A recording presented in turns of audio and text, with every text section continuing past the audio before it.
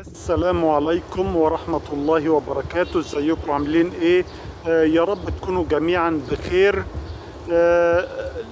طبعا حضراتكم عارفين ان حاليا الصين لديها العديد من الادوات لإخضاع وإذلال وإفقار وتركيع أمريكا، زي مثلا أداة المعادن النادرة اللي بتدخل في كثير من الصناعات الهامة، وزي برضو إنها بتصنع المواد الخام اللي داخلة في تصنيع جميع الأدوية بتاعت أمريكا وأدوية العالم عموما.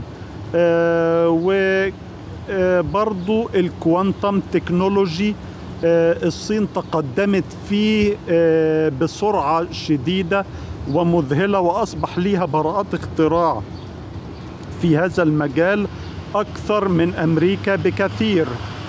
وفي الوقت اللي فيه الصين بتتطور بهذه السرعة المذهلة، نتفاجئ ان امريكا بدل ما تتقدم في التكنولوجيا او في الكوانتم تكنولوجي، نلاقيها بتتقدم وبتتطور في عالم الجريمة والسرقة.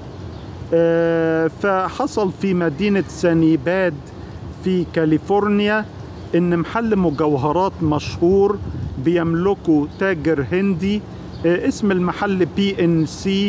المحل بيبيع مجوهرات وألماظات قيمتها في الإجمالي ملايين إن لم تكن عشرات الملايين من الدولارات. قيل أنها عشرات الملايين من الدولارات قيمة محتويات الدكان.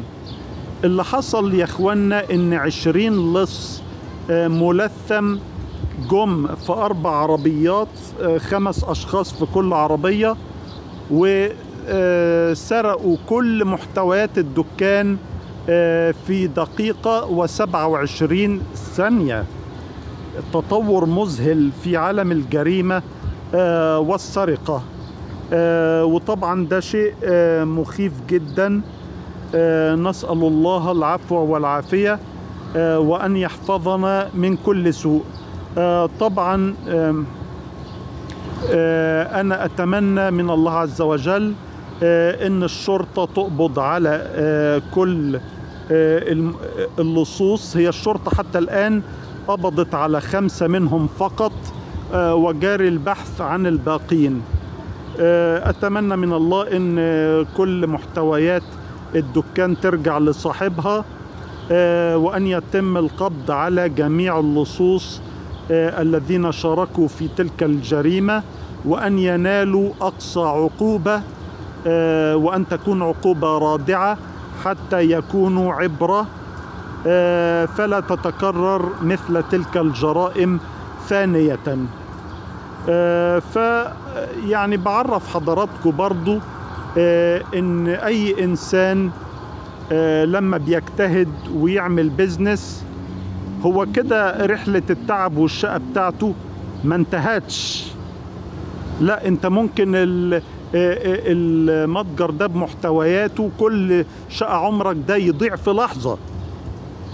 هتقولوا لي طب المتجر جايز متأمن عليه. ساعات ممكن شركات التأمين تلعب ألاعيب معينة، أو بعضها يلعب ألاعيب معينة. فأنا بعرف حضراتكم ان انت لما تكون ناوي تخوض رحلة شقاء، سواء في بلدك او في بلد تاني انت هتهاجر له، انت ممكن لما تعمل بيزنس ما تكونش رحلة شقاك انتهت، لا دي ممكن تكون ابتدت. وممكن في بعض البلاد شقاك ده تلاقيه راح في دقيقة و27 ثانية. لكم أن تتخيلوا معايا لو الشرطة ما قبضتش على ال20 دول وما رجعتش للدكان محتوياته، وإن شركة التأمين ده، لو في شركة تأمين أصلا يعني، رفضت تدفع الفلوس لصاحب الدكان. في هذا السيناريو، ولا أقصد التشاؤم، مين اللي هيعوض شقى العمر بتاع الراجل ده اللي هو يسوى ملايين أو عشرات الملايين من الدولارات. فكروا فيها معايا يعني.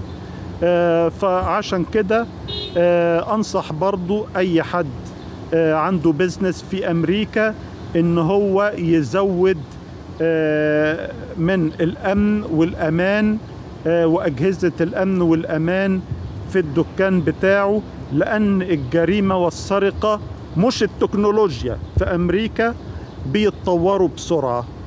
أشكركم على المشاهدة، والسلام عليكم ورحمة الله وبركاته.